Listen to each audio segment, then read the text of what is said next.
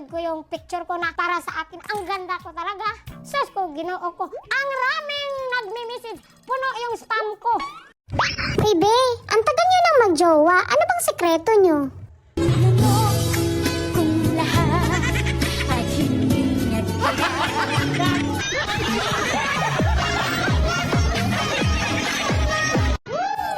Bakit kaya may mga problemang dumadating?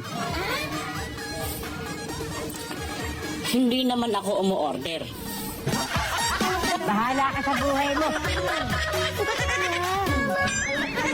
Kilig akong talaga. Di naman siya sobrang gwapo. Ngunit siya ang type na type ko. Bakit ba ganito ang nadarama? Kaya siguro di tayo makabangon sa problema.